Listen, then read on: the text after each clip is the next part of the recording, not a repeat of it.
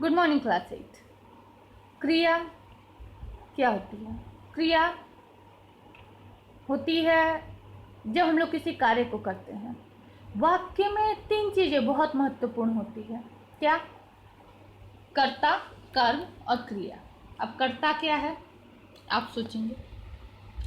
खैर, आपको तो पता ही होगा मेरे ख्याल से कि कर्ता क्या है।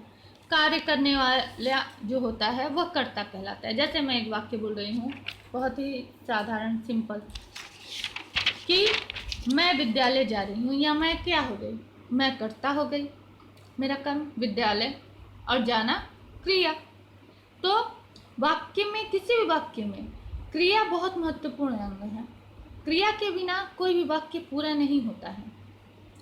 जैसे यहाँ दिया हुआ है, सौम्या बैडमिंटन खेल रही है, अमन पढ़ रहा है, कार्तिक स्कूल जा रहा है। तो ये जो रंगीन शब्द है, खेल रही है, पढ़ रहा है, जा रहा है, ये सारे शब्द क्या है?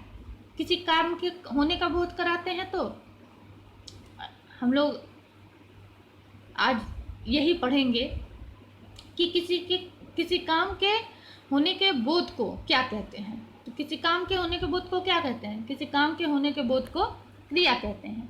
अर्थात वाक्य में किसी काम के किए जाने या होने की सूचना देने वाले शब्द क्रिया कहलाते हैं। तो यहाँ क्या, खेल रहा है, पढ़ रहा है, जा रहा है, ये क्या हो रहा है? हमको किसी काम के होने की सूचना दे रहा है, तो यही क्रिया कहलाता है। वाक्य में किसी काम और के होने के काम के लिए, वाक्य में किसी काम के किए जाने या होने की सूचना देने वाले शब्द क्रिया कहलाते हैं। क्रिया एक विकारी शब्द है। क्रिया में लिंग, वचन, पुरुष और काल के अनुसार उसका रूप बदलता है। जैसे पिताजी समाचार पत्र पढ़ रहे हैं, माताजी गणित पढ़ाती हैं। तो यहाँ पिताजी क्या हो गए? पुल्लिंग और माताजी स्त्रीलिंग। और यहाँ पढ़ रहे हैं, यहाँ पढ़ाती हैं, रहे हैं, ती हैं। तो यहाँ रहे हैं और ती हैं क्यों हो गया? क्योंकि स्त्रीलिंग और पुल्लिंग का भेद हो गया। तो लिंग के आधार पर क्रिया में बदलाव हुआ। तो देखिए वचन के आधार पर, लड़का खेल रहा है, लड़के खेल रहे हैं। यहाँ रहा है, यहाँ रहे हैं, क्यों है? वचन में परिवर्तन हो रहा है, एक वचन और बहुवचन, इसीलिए रहा है और रहे हैं हो गया। पुरुष के आधार पर, मैं पढ़ती हूँ, तुम पढ़ती हो, वह पढ़ती है। तो अच्छा, यहाँ मैं, तुम, वह पुरुष के आधार पर क्या है? पिछले क्लास में हम लोगों ने पढ़ा था सर्वनाम। उसमें हम लोगों ने पढ़ा था उत्तम पुरुष, मध्यम पुरुष, अन्य पुरुष पढ़ा था। तो ये वही है, मैं उत्तम पुरुष, तुम मध्यम पुरुष, वह अन्य पुरुष। तो यहाँ पुरुष के आधार पर परिवर्तन हो गया। काल के आधार पर, वह रोज स्कूल जाती है, वह कल स्कूल नहीं गई, मैं कल स्कूल जाऊंगी। तो ये क्या हो गया? काल हो गया। तो भूत, वर्तमान, भविष्य, इसको आगे हम लोग पढ़ेंगे कि काल किसे कहते हैं। वाक्य में क्रियापद या पदबंध में क्रिया के मूल रूप के साथ लिंग, वचन, काल आदि के प्रत्यय लग जाते हैं। जैसे पढ़, पढ़ना, पढ़ता हूँ, पढ़ूंगा। तो ये पढ़ शब्द क्रिया का मूल रूप हो गया, इसी को धातु कहते हैं। तो इसमें ना प्रत्यय लगा, पढ़ना, पढ़ूंगा, पढ़ता हूँ। तो ये सब प्रत्यय लग के ता, गा, क्रिया का रूप बदल गया ना। देखिए, मुकेश खेल रहा है, मैं रोज 2 घंटे खेलता हूँ। हाँ, उसने खो खो खेला, हम आज टेनिस खेलेंगे। इन सारी चीज़ों में क्या समान है? खेल। देखिए, खेल से बना खेलता, खेल से बना खेला, खेल से बना खेलेंगे। मूल शब्द क्या हो गया? धातु रूप क्या हो गया? खेल। खेल का में प्रत्यय जोड़कर क्रिया के रूप में परिवर्तन हो गया।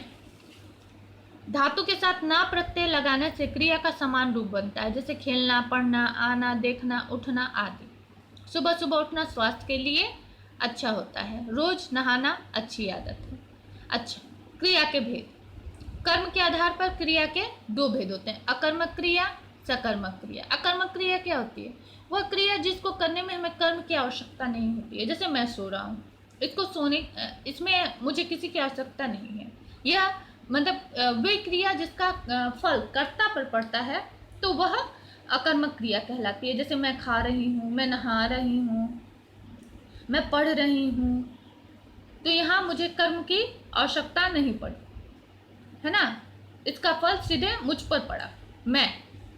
ये हो गई अकर्मक क्रिया। गाड़ी प्लेटफॉर्म पे आ रही है, लड़के बस से स्कूल जा रहे हैं, हमें रोज जल्दी उठना चाहिए, बच्चा सो रहा है, ये अकर्मक क्रिया हो गई।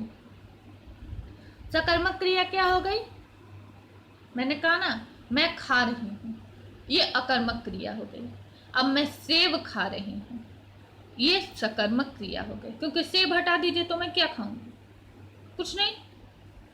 यहाँ कर्म क्या हो गया? सेब। जहाँ कर्म रहता है तो वह सकर्मक क्रिया हो गई, और जहाँ कर्म नहीं रहता है वो अकर्मक क्रिया हो गई। ये सबसे आसान तरीका है। खैर, सकर्मक क्रिया की परिभाषा, जिन क्रिया शब्दों को कर्म की अपेक्षा होती है उसे सकर्मक क्रिया कहते हैं। जैसे रानी सेब खरीद रही है, रानी क्या क्रिया कर रही है? खरीदने का, लेकिन कर्म क्या है उसका? सेब, है ना। यहाँ कर्म आवश्यक है। पिता पत्र लिख रहे हैं, पिता क्या कार्य कर रहे हैं? लिखने का, लेकिन क्या लिख रहे हैं? पत्र। माँ कहानी सुना रही है, माँ क्या कार्य कर रही है? सुनाने का, लेकिन क्या सुना रही है? कहानी। ये सकर्मक क्रिया हो गई।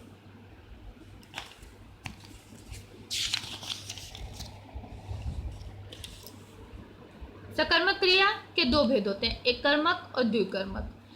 रमा ने पुस्तक पढ़ी, रमा ने बिमला को पुस्तक दी। यहाँ पर रमा ने पुस्तक पढ़ी, रमा एक कर्ता और पुस्तक एक कर्म। यहाँ रमा ने पुस्तक दी, ये एक कर्म, किसको दी? बिमला को दी, ये दूसरा कर्म। तो ये द्विकर्मक हो गई। पहले वाक्य में पढ़ना क्रिया और एक कर्म है पुस्तक, किंतु दूसरे वाक्य में देना क्रिया के दो कर्म हैं, देना और पुस्तक और बिमला, है ना। दूसरे वाक्य में मुख्य कर्म है पुस्तक और बिमला गौण है, लेकिन दो कर्म हो रहा है, इसीलिए इसे द्विकर्मक क्रिया कहेंगे। रचना की दृष्टि से क्रिया के 5 भेद होते हैं, सामान्य, संयुक्त, नाम धातु, प्रेरणार्थक, पूर्वकालिक। सामान्य क्रिया क्या होती है? जिस वाक्य में एक क्रियापद हो उसे सामान्य क्रिया कहते हैं। जैसे मैंने काम नहीं किया, एक क्रिया हुई काम नहीं करने का। तुम अब घर जाओ, एक क्रिया हुई जाने का। संयुक्त क्रिया में दो या संयुक्त मतलब क्या होता है? जोड़ना, ये संयुक्त होता है। तो जब संयुक्त शब्द आए तो आप लोग सोच लीजिए कि यहाँ कुछ जुड़ा है। तो यहाँ क्या जुड़ा है? दो या दो से अधिक धातुओं से बने क्रियापद में संयुक्त क्रिया होती है। जैसे मेरा एक काम कर दीजिए, एक कप चाय पी लो। इन वाक्यों में दूसरी क्रिया को रंजक क्रिया कहते हैं। कुछ रंजक क्रियाएं इस प्रकार होती हैं, जैसे आना, यहाँ देखिए दो क्रिया है, कर दीजिए, ठीक है। पी लो, दो क्रिया हुई ना, एक पीना काम हुआ, लेना काम हुआ, यही दो क्रिया हुई। तो आना, जाना, लेना, देना, मारना, फेंकना, ये रंजक क्रिया होती हैं। नाम धातु क्रिया क्या होती है? संज्ञा, सर्वनाम और विशेषण शब्दों से बनी क्रियाएं नाम धातु क्रिया होती है। जैसे संज्ञा से चक्कर, चक्कर से चकराना, फिल्म से फिल्माना, झूठ से झुठलाना, फटकार से फटकारना। सर्वनाम से बनी नाम धातु क्रिया अपना, अपनाना। विशेषण से बनी नाम धातु क्रिया लंगड़ा, लंगड़ाना। प्रेरणार्थक क्रिया क्या होती है? जब कर्ता स्वयं कार्य न करके किसी और से करवाता है, वह प्रेरणार्थक क्रिया होती है। जैसे मैंने अपनी बहन से चाय बनवाया, तो मैंने बनवाया, लेकिन कार्य क्या मैंने किया? नहीं, ये प्रेरणार्थक क्रिया होती है। शाहजहां ने मजदूरों से ताजमहल बनवाया। शाहजहां ने ताजमहल बनवाया, किसने ताजमहल बनवाया? शाहजहां ने, लेकिन किससे बनवाया? मजदूरों से बनवाया। ये प्रेरणार्थक क्रिया होती है। जब हम कर्ता स्वयं कार्य न करके किसी और से करवाता है, वह प्रेरणार्थक क्रिया कहलाती है।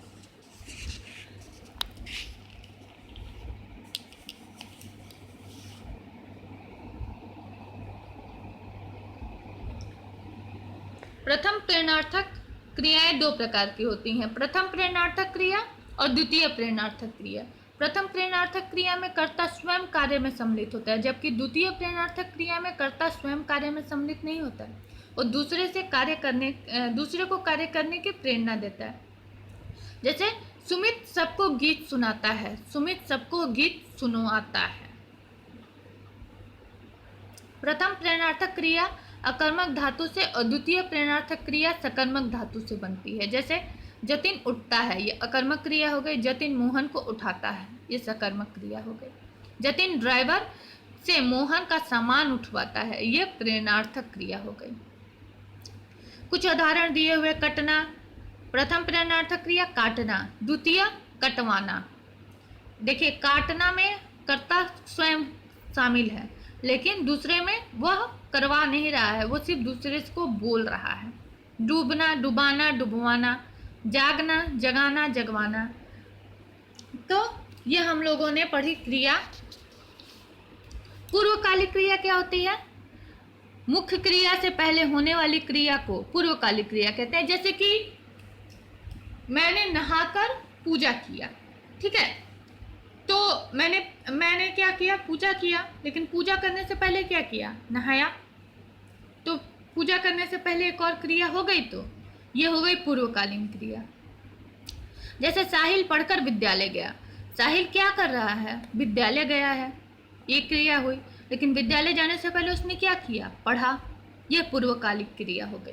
तो जब मुख्य क्रिया से पहले जब कोई क्रिया होती है तो वह पूर्वकालिक क्रिया कहलाती है।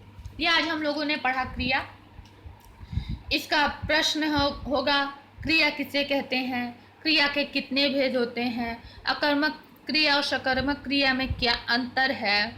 मैं आप लोगों को क्वेश्चन लिख दूंगी, आप लोग उसका आंसर लिख लीजिएगा, ठीक है। ये वर्कशीट है। वर्कशीट सॉल्व करने से पहले आप लोग मेरा वीडियो ध्यान से सुनिएगा, उसके बाद क्रिया इस पार्ट को पढ़िएगा, हाँ, फिर मेरा वीडियो सुनिएगा दोबारा, आप लोग को ज़्यादा अच्छे से समझ में आ जाएगा, ठीक है। उसके बाद तब इस वर्कशीट को कॉपी में लिखिएगा। आप लोग को परेशानी हो रही है वर्कशीट लेके कि बुक से नहीं मिल रहा है, बुक से नहीं मिल रहा है, अगर नहीं मिल रहा है, मैं बार बार बोल रही हूँ, कोई बात नहीं है, नहीं मिल रहा है। हमको क्या करना है? हमको सीखना है। तो हम कैसे भी सीखें? ज़रूरी है कि यही सारे चीज़ें, यही सारे वाक्य एग्ज़ाम में आएंगे? तो अच्छा है, आप लोग इसको सॉल्व कर लीजिए। स्कूल खुलेगा तो वो बुक भी सॉल्व कर लेंगे हम लोग, या मैं आप लोगों को ऐसे ही सॉल्व करा दूंगी। खैर, तो ये वर्कशीट आप लोग कॉपी में लिखिएगा और लिख करके तब इसको सॉल्व करिएगा बिना बुक देखे, ठीक है, अपने से। बस आज के लिए इतना ही, धन्यवाद।